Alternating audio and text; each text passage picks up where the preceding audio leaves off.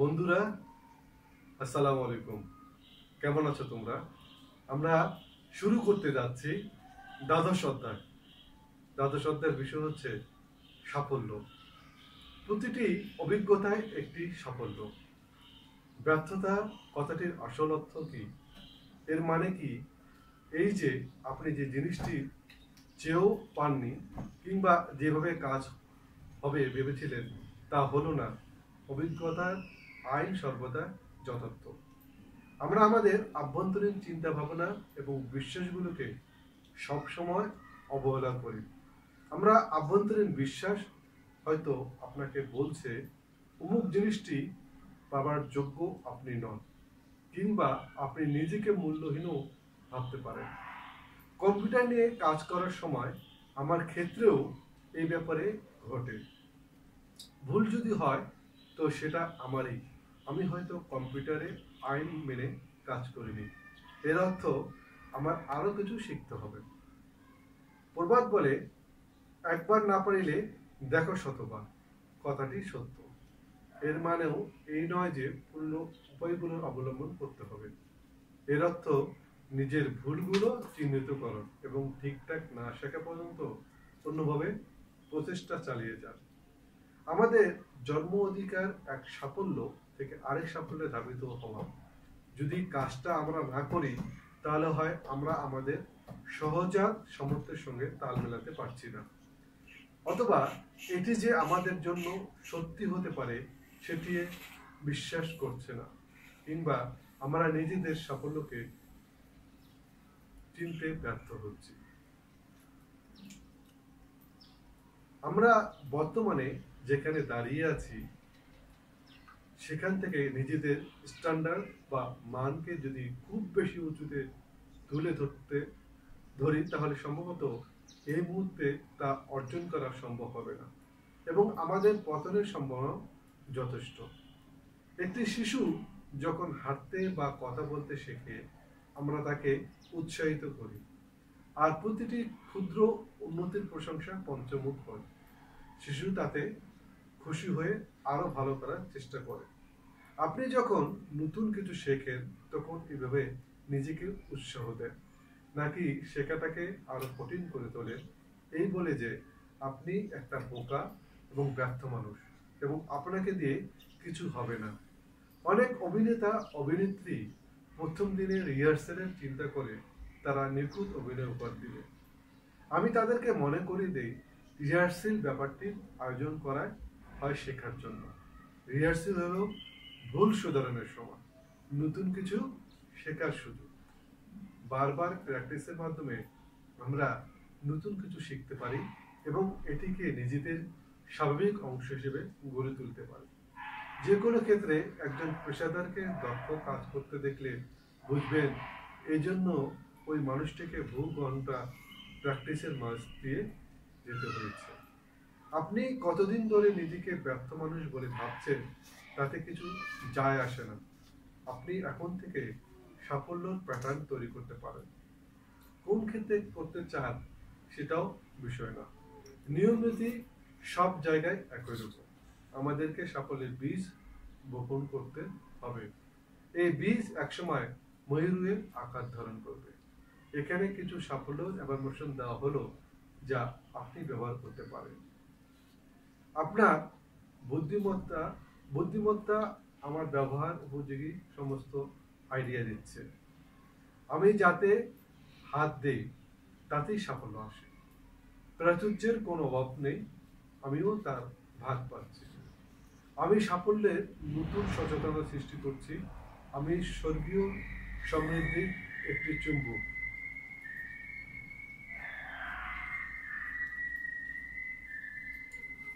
আমার প্রতি সকল রকম ধন সম্পদ আকৃষ্ট হচ্ছে। আমার জন্য স্বর্ণালী সুযোগ রয়েছে। উপরের যে কোনো একটি অ্যাফার্মেশন বাছাই করে দীর্ঘদিন ধরে পুনরাবৃত্তি করে চলুন। তাদের আরেকটি অ্যাফার্মেশন বাছাই করুন এবং সেটিও বেশ কয়েকদিন ধরে বলতে থাকুন। এসব আইডিয়া যেন আপনার সচেতনতার মাঝে ঢুকে যায়। কিভাবে এগুলো সম্পূর্ণ হবে তা নিয়ে দুশ্চিন্তার দরকার নেই। সুযোগ আপনার থেকেই আসবে। নিজের ভিতরকার বুদ্ধিমত্তার উপর ভরসা রাখুন, এটি আপনাকে গাইড করবে।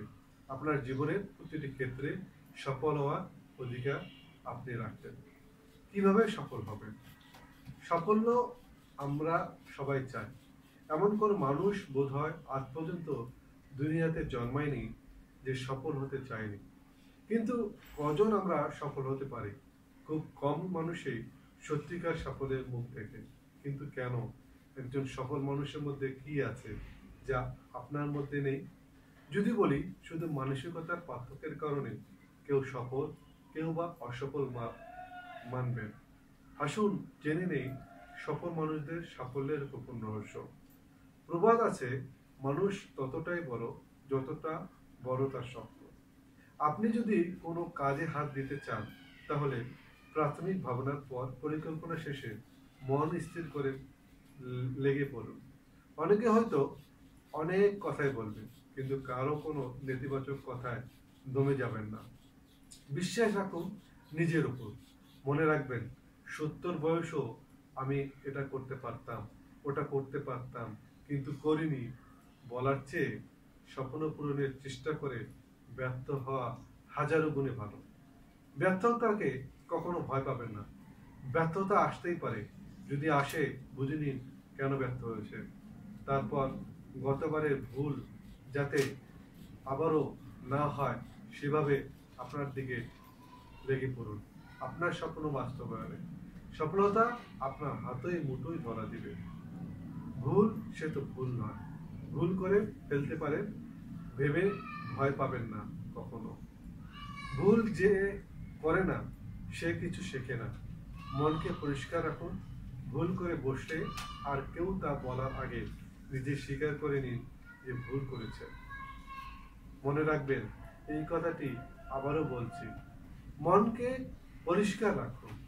ভুল করে বসলে আর কেউ তা বলার আগে নিজে স্বীকার করে নিন যে ভুল করেছে। বন্ধুরা, এই কথাটা তোমাদের জন্য বলছি যে আমাদের যখন বাবা মা কোনো কিছু জিজ্ঞেস করে, আমরা যদি করে ফেলি, বাবা মার ভয়ে আমরা বলি, মিথ্যে কথা বলে ফেলি। তাইলে তোমাদের জন্য এই কথাটা, মনকে পরিষ্কার রাখুন। ভুল করে বসলে আর কেউ তা বলার আগে নিজে স্বীকার করে নিন যে ভুল করেছে।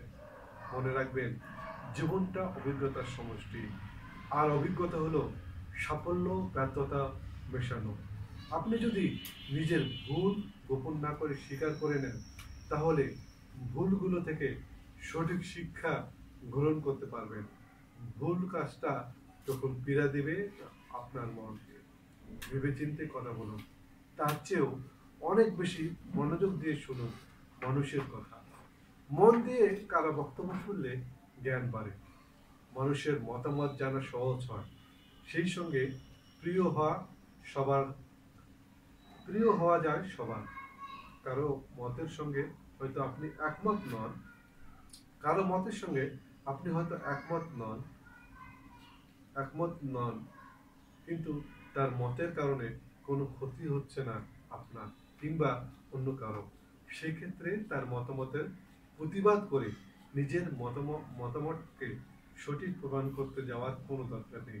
স্রেফ শুনে যান, নীরবে গঠন করুন নিজের মতামত। যত বেশি মানুষের সঙ্গে সৎভাবে মিশবেন, তত বেশি অর্জন করতে পারবেন মানুষের আস্থা। মানুষের আস্থা আপনাকে এনে দিবে অনেক রকম সুযোগ, সাফল্যের দুয়ার খুলে যাবে আপনার সামনে। টাকা কে না চায়? টাকা আপনাকে করে স্বনির্ভর। টাকা থাকলে অনেক ইচ্ছাই পূরণ করতে পারবেন আপনি, কিন্তু টাকাই সব নয়। যে কাজ করতে আপনার ভালো লাগে সেরকম কোনো পেশা বেছে নিয়ে নিজের জন্য জীবনটা কাটবে আনন্দের সঙ্গে। সযত্নে কাজ করলেও টাকা আসবে পর্যাপ্ত। ধৈর্য ধরুন। কোনো কাজে নেমে সুবিধা পাচ্ছেন না দেখেই সঙ্গে সঙ্গে অন্য কাজে লেগে পড়বেন না। নতুন পেশায় আপনার সফলতা আসবে, তার নিশ্চয়তা থাকলে তবে কেবল পুরনো পেশা ছাড়তে পারেন। মনে রাখবেন, আসল হচ্ছে মনের শান্তি। প্রচুর টাকা থাকলে মনে প্রশান্তি আসে না। আপনার একান্ত চাহিদা কি? মাসে কত টাকা রোজগার করতে পারলে আপনি সন্তুষ্ট হবেন তা ভেবেচিন্তে স্থির করুন। চাহিদা অপরিসীম হলে কখনো তৃপ্তি আসবে না আপনার জীবনে। মানসিকভাবে নিজেকে তৈরি করে সফল মানুষদের মতো করে বিশ্বাস রাখুন নিজের উপর, আন্তরিকতার সঙ্গে করুন নিজের কাজ। সেদিন বেশি দূরে নয় যেদিন সফলতা এসে দাঁড়াবে আপনার দোরগোড়ায়। বন্ধুরা, আমরা এই অধ্যায়টিও শেষ করে ফেলেছি। চলো আবার বলি, আমার সাথে তোমরা বলো, অনাদি এই জীবনে নিজেকে আমার মনে হয় নিখুঁত, সম্পূর্ণ এবং পরিপূর্ণ। যদিও জীবন সর্বদাই পরিবর্তনশীল, জীবনের কোনো শুরু নেই এবং শেষ নেই, শুধু রয়েছে সাইকেলিং এবং রিসাইকেলিং এর সারাংশ ও অভিজ্ঞতা। যে শক্তি আমাকে সৃষ্টি করেছে আমি তার মাঝে আছি এবং এই শক্তি আমার নিজস্ব পরিপার্শ্বকতা তৈরির ক্ষমতা দিয়েছে।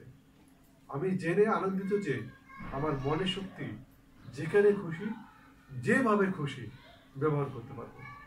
আমরা যখন পুরনো থেকে সরে আসি তখন জীবনের প্রতিটি মুহূর্ত হয়ে ওঠে একটি নতুন শুরুর দিক। এই মুহূর্তটি আমার জন্য শুরুর একটি নতুন দিক এবং সেটি শুরু হচ্ছে এখান থেকে, এখন থেকে। আমার পৃথিবীতে সব কিছু মঙ্গলময়। বন্ধুরা, আমি শেষ করছি। শেষ করে যাওয়ার আগে বলে রাখি, তোমরা আমার যারা ভিডিও দেখছো তারা লাইক কমেন্ট শেয়ার করে আমার পাশে থেকো প্লিজ। ভালো থাকো, আবারও দেখা হবে আরেকটি ভিডিওতে। টাটা।